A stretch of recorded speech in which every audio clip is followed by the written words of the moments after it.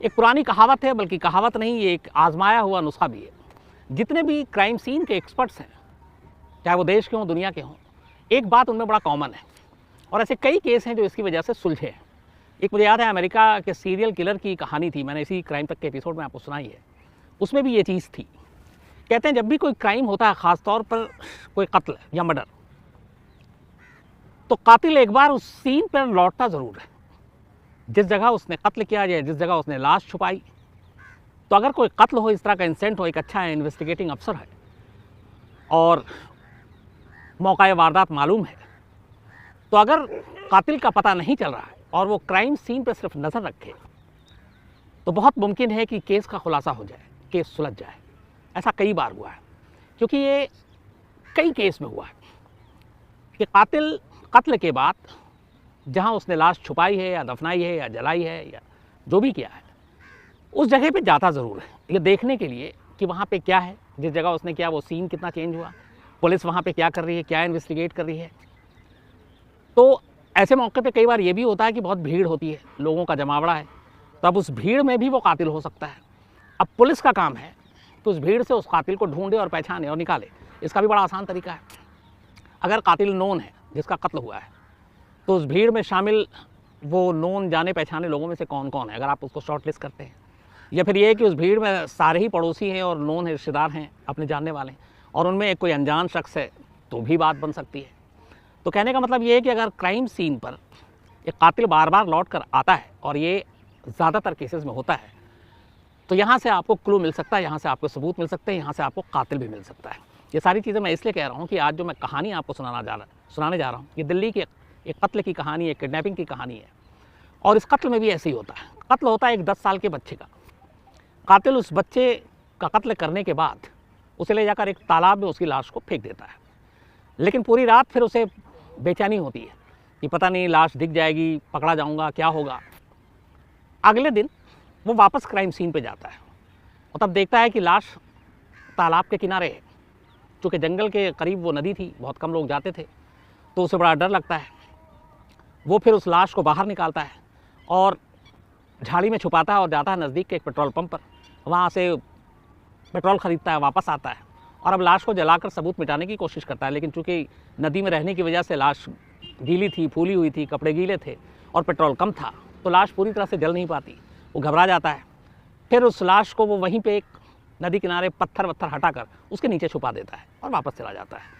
तो पहले कत्ल के वक्त वो मौका वारदात पर गया, दूसरी बार वो कत्ल के बाद लाश की क्या हालत है देखने के लिए गया। लेकिन दूसरी रात भी पत्थर में छुपाने के बाद भी उसे इत्मीनान नहीं हुआ। उसे लगा कि कहीं पकड़ा ना जाऊँ। तीसरी बार, लगातार तीसरे दिन वो फिर क्राइम सीन पर पहुँचता है, मौका वारदात पर।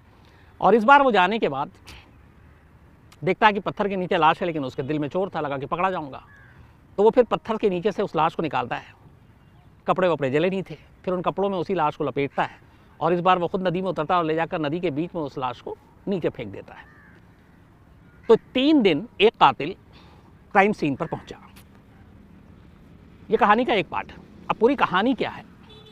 कहानी दिल्ली की है।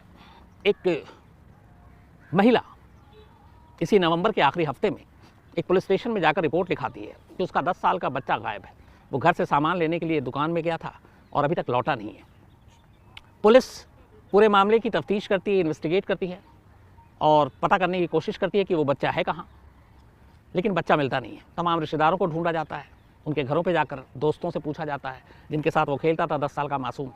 लेकिन कोई सुराग नहीं मिलता। तब पुलिस फिर बच्चे के किडनैपिंग का मामला दर्ज कर लेती है। जब जांच शुरू होती है तो पता चलता है कि इस महिला की शादी हुई थी काफ़ी पहले। उसके बाद पति से अनबन हो गई, पति के साथ झगड़ा हुआ, मामला अदालत में गया, फिर दोनों ने डिवोर्स के लिए पिटीशन डाला और दोनों में तलाक हो गया। तलाक के बाद मामला बच्चे का आया, क्योंकि इकलौता बेटा था 10 साल का, तो माँ बाप दोनों इसकी कस्टडी चाहते थे। अदालत ने फ़िलहाल माँ के पास बच्चे की कस्टडी दे दी और बाप को भी ये इजाज़त दे दी कि वो महीने में कुछ दिन, फलाने दिन, इतने घंटों के लिए अपने बेटे से मिल सकता है। तो अदालत के हुक्म के हिसाब से जो भी मुकर्रर था दिन, उस दिन बाप जाता, अपने बेटे को अपने साथ ले जाता, घुमाता फिराता, खिलाता पिलाता, फिर वापस माँ के पास छोड़ देता। अब पुलिस को फैमिली बैकग्राउंड पूरी तफ्तीश में पता चल गई। इसके बाद ये भी पता चला माँ बाप के बीच में रिश्ते अच्छे थे नहीं, तभी तो तलाक हुआ। तो कहीं ऐसा तो नहीं कि बच्चे की कस्टडी माँ के पास थी तो बाप ही कातिल है, क्योंकि शक की सुई हर तरफ घूम रही थी। अब पुलिस ने उस बच्चे के बाप की निगरानी शुरू कर दी, पता करना शुरू किया कि इसका मूवमेंट क्या है पिछले कुछ दिनों में, खासतौर पर जिस दिन बच्चा गायब हुआ उस दिन वो कहाँ था। तो उसके मोबाइल के ज़रिए, मोबाइल के लोकेशन के ज़रिए ये पता चला कि जहाँ से बच्चा गायब हुआ वहाँ से कई किलोमीटर दूर उसका लोकेशन है और वो उस इलाके में आया ही नहीं। बाकी चश्मदीदों से ही पूछा गया कि उस रात वो कहाँ था, शाम से कहाँ था, दोपहर से कहाँ था।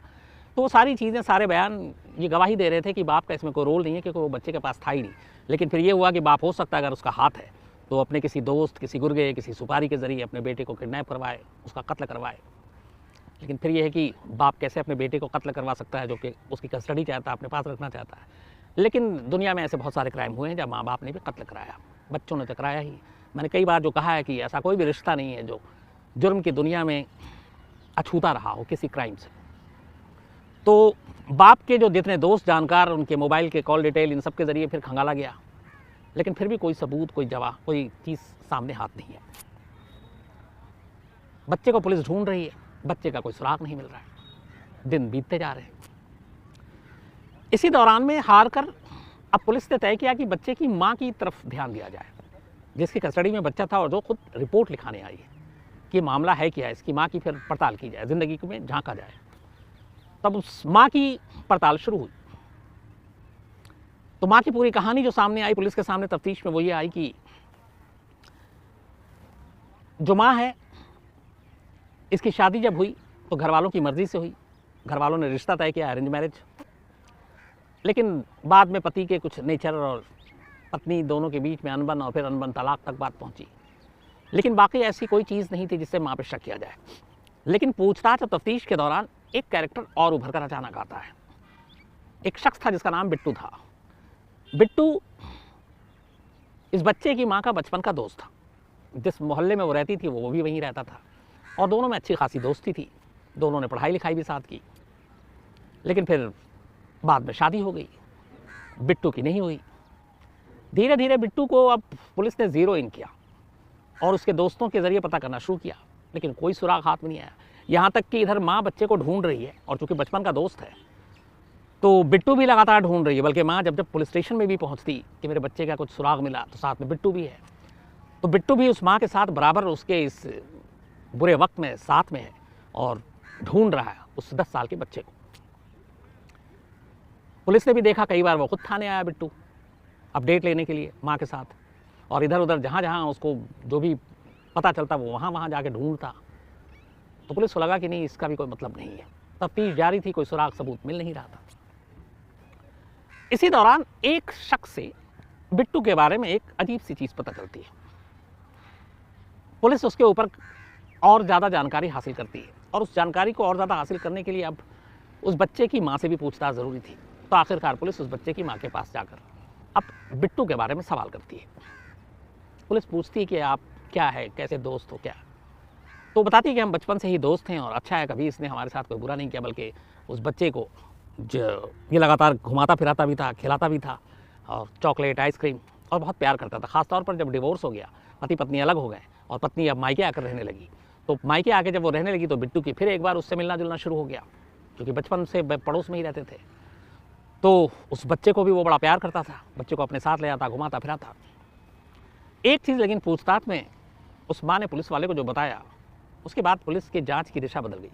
माँ ने कहा कि हाँ, इधर जब डिवोर्स हुआ और मैं मायके आके रहने लगी तो बिट्टू बहुत केयर करता था। एक दिन उसने कहा कि अब तुम्हारी तलाक हो गया, तुम्हारा बेटा है, पूरी ज़िंदगी पड़ी है, तुम उससे शादी कर लो। तो उसने बिट्टू को समझाया कि ऐसा नहीं हो सकता, मैं तुमसे शादी नहीं कर सकती। उसने बोला ये बात हुई थी। फिर पुलिस ने उससे पूछा माँ से, क्या बचपन से कभी उसने तुमसे इजहार मोहब्बत कि प्यार करता हूँ या शादी करना चाहता हूँ? तो उसने कहा नहीं, ऐसा कभी नहीं कहा, लेकिन हाँ कई बार मुझे लगा कि शायद उसका मेरे प्रति कुछ सॉफ्ट कॉर्नर है। अब ये बात जब सामने आई पुलिस के, तो फिर पुलिस ने बिट्टू के ऊपर ही पूरा फोकस डाल दिया, बिट्टू के मूवमेंट पे नज़र रखने लगी।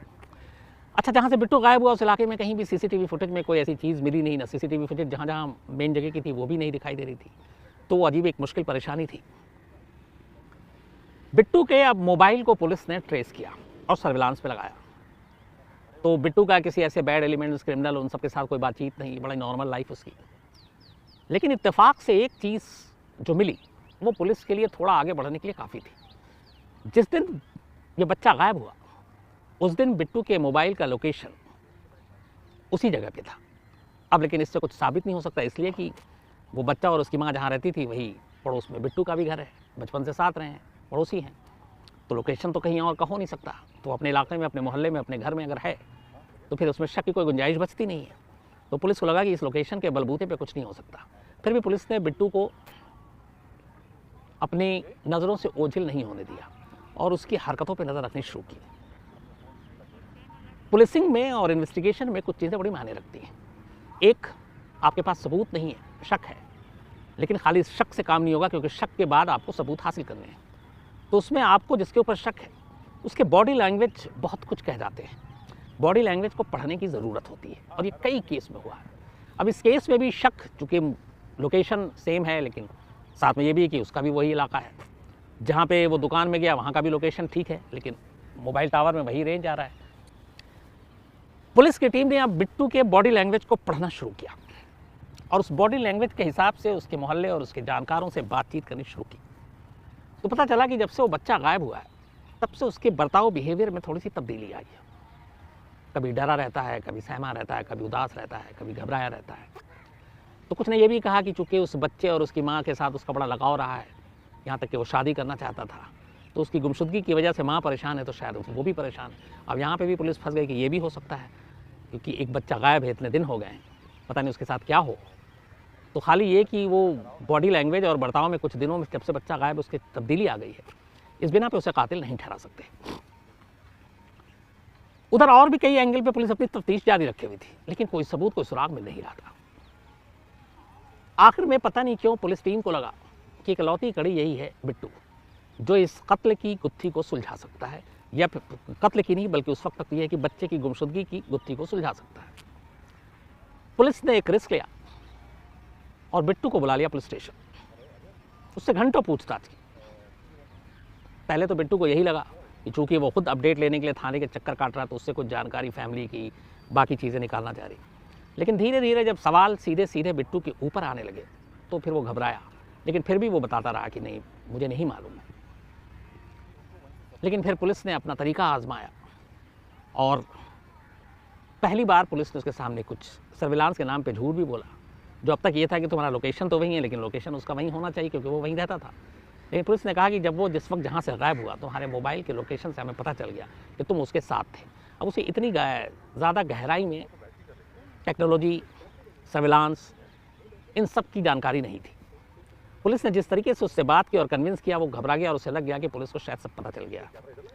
इसके बाद फिर बिट्टू टूट गया और उसने कहा हाँ। फिर उसने कहा चलिए मेरे साथ। उसके बाद वो पुलिस टीम को अपने साथ जंगल ले जाता है। जंगल के किनारे वो नदी थी, वहाँ ले जाता है और उस नदी में एक फूली हुई सड़ी गली लाश बरामद होती है।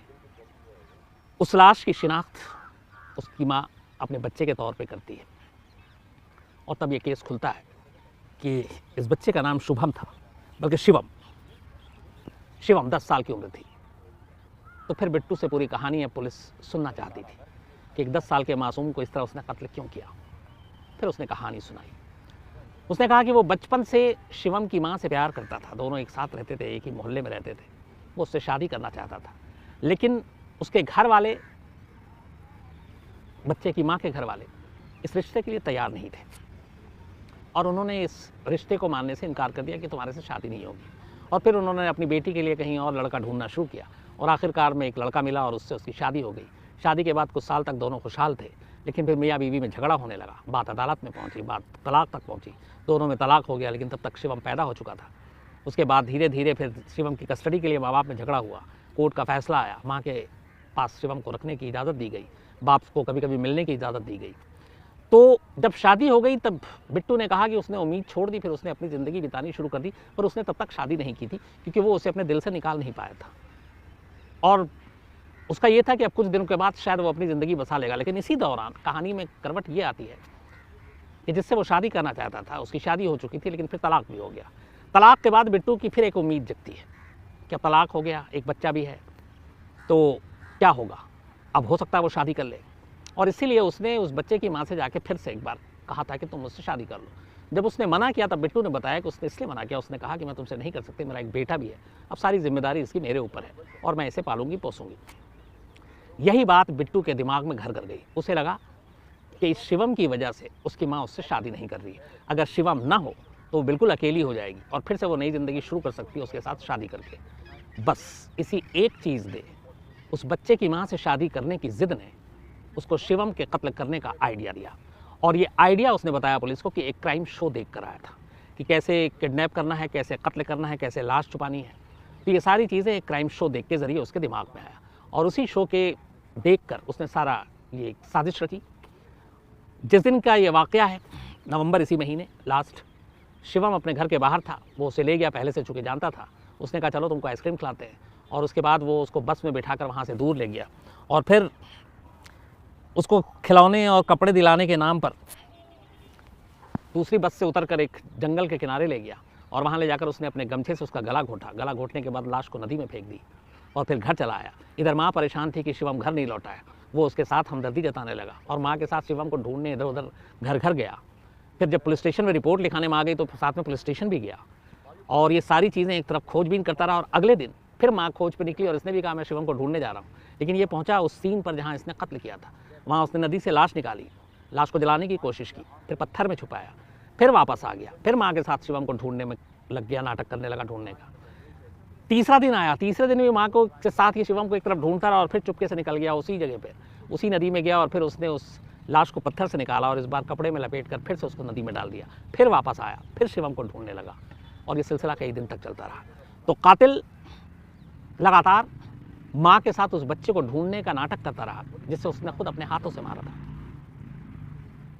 ये थी कहानी दिल्ली की।